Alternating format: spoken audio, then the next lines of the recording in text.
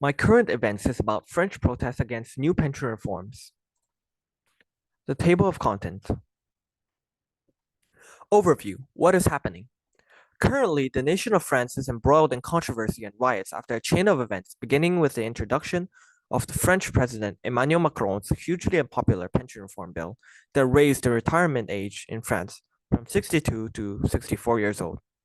Ever since then, the situation has continued to escalate, with many protests descending to violence. The timeline. On the 19th of January, the first signs of civil unrest begins, with over a million demonstrators counted to be protesting in the streets. On the 30th of January, the pension reform bill is formally introduced to the French National Assembly. And in response, strikes were organized on the 31st of January, targeting public transportation, schools, and electricity production. More organized strikes proliferate from this point on. On the 16th of March, mere minutes before a planned voting session, Macron's government invoked Article 49, Paragraph 3 of the French Constitution. And on the 14th of April, the bill is passed without a vote after deliberation by the Constitutional Council.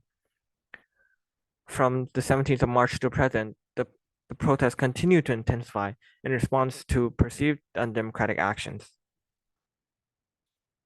Locations of major protests.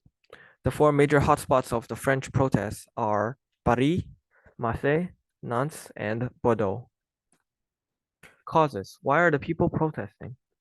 The first reason is public disapproval. The new change in the retirement age directly harms the interests of French workers and disproportionately affect blue-collar workers, who has to now work more for less benefits. The second reason is police actions. Gradual escalation between demonstrators and police creates a hostile atmosphere, and general outcry against brutal responses by the police against protesters are not uncommon. The third reason is outrage towards undemocratic practices. By invoking Article 49, Paragraph 3, Macron has effectively circumvented the will of the people and forced the bill into law. Effects. This event is no doubt utterly and completely negative, as it has led to physical harm towards protesters and police alike, while showcasing the Macron government's insistence on using non-democratic means to get plans that would otherwise have been voted out passed regardless of public opinion.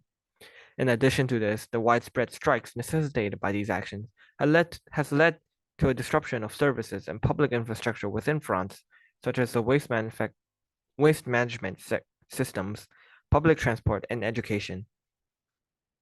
No confidence. Polls show that the majority of voters report dissatisfaction with Macron's government.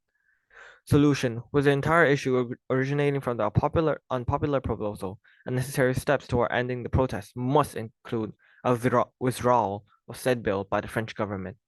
Furthermore, the Macron administration must recognize that it should not utilize Article 49, Paragraph 3 on issues so clearly opposed by the majority of French citizens.